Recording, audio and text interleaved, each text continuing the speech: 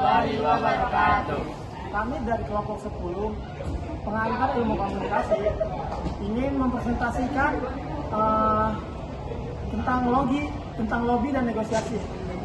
Bersama saya Iqrar Dwi Aryana. Bersama saya Rifki Renakbar.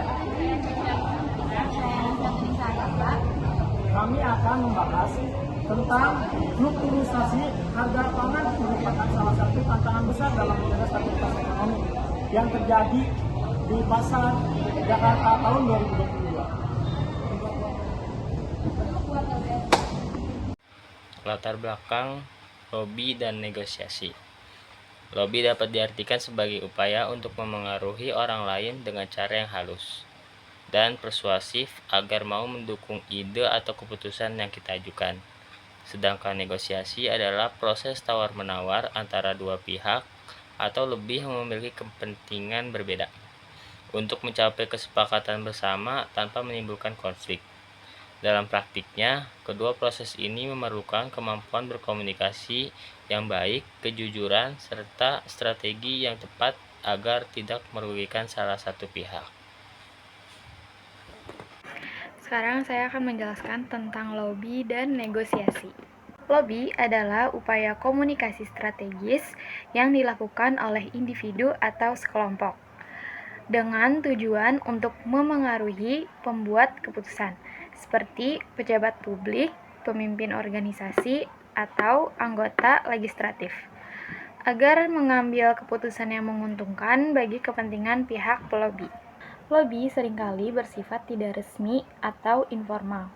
Lobby merupakan tahap awal yang bertujuan membangun hubungan dan menanam pengaruh sebelum proses formal. Lobby juga mengutamakan persuasi untuk menciptakan sudut pandang dan positif terhadap isu yang diperjuangkan. Selanjutnya, definisi negosiasi.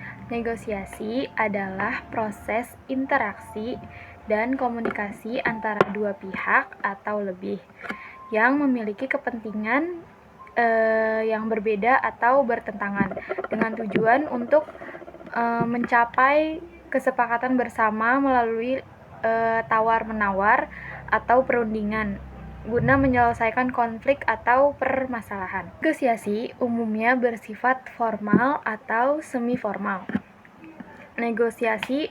Fokus utama negosiasi adalah mencapai persetujuan atau solusi yang dapat diterima oleh semua pihak yang terlibat. Negosiasi juga melibatkan proses saling memberi dan menerima, give and take, untuk memperkecil perbedaan dan mengembangkan persamaan. Secara sederhananya, lobby adalah tentang memengaruhi untuk membuka jalan atau membentuk opini. Kalau negosiasi adalah tentang mencapai kesepakatan atau solusi bersama dari perbedaan yang ada. Selanjutnya adalah teori lobby dan negosiasi. Teori pertama adalah teori komunikasi persuasif. Teori ini menjelaskan bahwa tujuan utama dari lobby adalah mempengaruhi sikap, pendapat, atau keputusan seseorang dengan cara yang halus dan meyakinkan. Artinya, kita harus meyakinkan lawan bicara kita dengan cara yang halus dan lembut. Selanjutnya adalah teori permainan atau game teori. Teori ini menjelaskan bagaimana cara kita melihat negosiasi sebagai proses pengambilan keputusan strategis di mana setiap pihak mencoba mendapatkan hasil terbaik dengan mempertimbangkan langkah-langkah pihak lain. Artinya, kita melihat bagaimana langkah-langkah terbaik untuk mempertimbangkan negosiasi tersebut agar mendapatkan jawaban yang baik dan benar. Teori yang ketiga adalah teori konflik dan resolusi.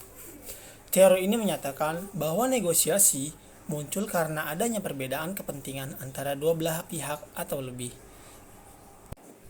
Teori keempat adalah teori pertukaran sosial. Teori ini menjelaskan bahwa dalam setiap interaksi sosial, termasuk lobby dan negosiasi, setiap pihak berusaha mendapatkan keuntungan dengan tertentu dan tetap memperhatikan nilai timbal balik. Artinya, Di setiap dalam lobby dan negosiasi, kita memikirkan apa benefit atau keuntungan yang kita dapat dari pihak satu dan pihak lainnya. Maka adanya teori pertukaran sosial ini mengartikan bahwasannya teori ini memiliki tujuan agar kita mendapatkan timbal balik atau keuntungan dalam pihak tersebut. Yaitu ada unsur-unsur lobby dan negosiasi. Dalam proses lobby dan negosiasi, ada beberapa unsur penting yang harus diperhatikan agar tujuan yang diinginkan bisa tercapai dengan baik. Unsur-unsur ini saling berkaitan dan berperan besar dalam menentukan keberhasilan komunikasi antar pihak. Unsur pertama adalah komunikator, yaitu orang yang melakukan lobby atau negosiasi. Komunikator harus memiliki kemampuan berbicara yang baik, sopan, dan mampu menyampaikan pesan dengan jelas. Selain itu, ia juga perlu memiliki pengetahuan yang cukup tentang topik yang dibahas agar bisa memberikan argumen yang kuat dan meyakinkan. Unsur kedua adalah komunikan, yaitu pihak yang menjadi sasaran lobby atau yang diajak bernegosiasi. Komunikan bisa berupa individu, kelompok, atau organisasi.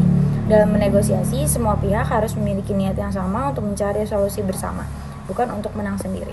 Unsur ketiga adalah pesan, yaitu isi atau topik yang dibicarakan dalam proses lobby maupun negosiasi. Pesan harus disusun dengan jelas, logis, dan disampaikan dengan bahasa yang mudah dimengerti. Cara penyampaian pesan juga harus disesuaikan dengan situasi dan karakter lawan bicara agar tidak menyinggung pihak lain. Unsur keempat adalah media atau saluran komunikasi. Dalam konteks modern, lobby dan negosiasi tidak hanya dilakukan secara langsung tatap muka, tetapi juga bisa lewat surat, telepon, email, atau pertemuan daring. Pemilihan media yang tepat dapat membantu proses komunikasi menjadi lebih efektif dan efisien. Terakhir adalah umpan balik atau feedback. Umpan balik menunjukkan tanggapan dari pihak lawan bicara terhadap pesan yang disampaikan. Dari umpan balik ini, komunikator bisa menilai apakah pesan diterima dengan baik atau masih perlu dijelaskan lagi. Tanpa adanya umpan balik yang jelas, lobby dan negosiasi bisa berjalan kurang efektif karena tidak ada kepastian hasil yang dicapai. Dah. Sekian dari kelompok kami.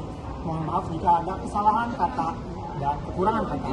Wassalamualaikum warahmatullahi wabarakatuh.